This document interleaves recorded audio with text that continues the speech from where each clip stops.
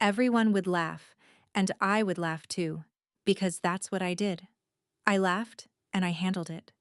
Here's the thing nobody tells you about being the reliable one. In my family, reliable isn't a compliment. It's a job assignment.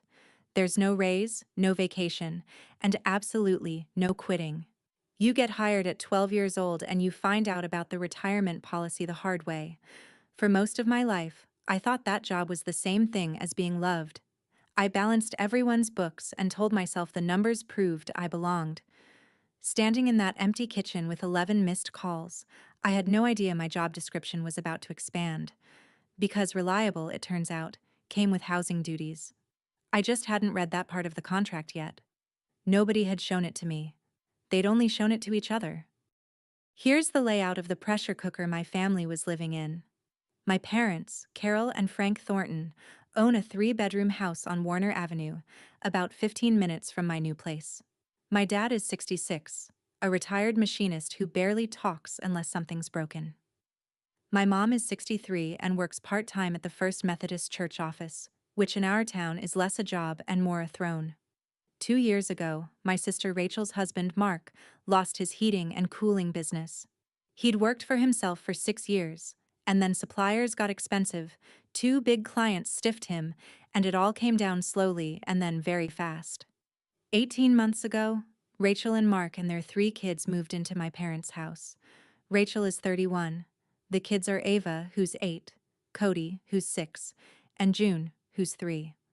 That's 7 people in a house built for 4, and I watched it wear on all of them. I never said a word against it. I bought the kids' school supplies in August. I paid for Ava's summer camp and told Rachel it was a gift card promotion, which is not a real thing, but she didn't check. I showed up with groceries and called it just passing by. I did what I always did. I handled the edges of it, quietly, so nobody had to ask. But that fall, my mother started asking me a strange question.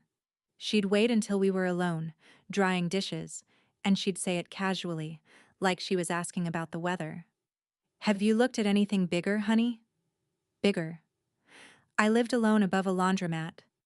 I remember thinking it was a funny word to keep landing on. It wasn't funny. It was a measurement.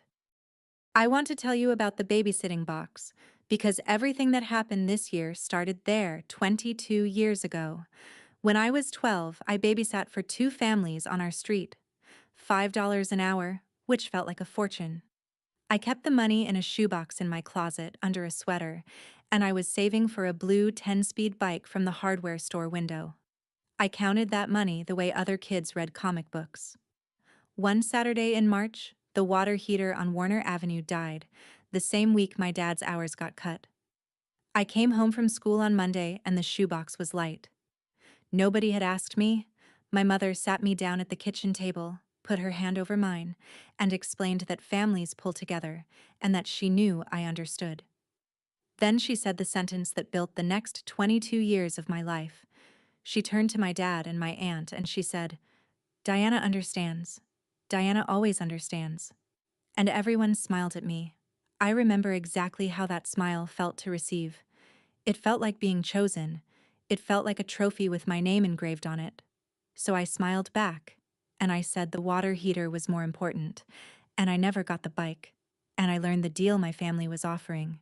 Understanding was the price of admission. Handling things was how I paid my dues. I spent the next 22 years being the girl who understands.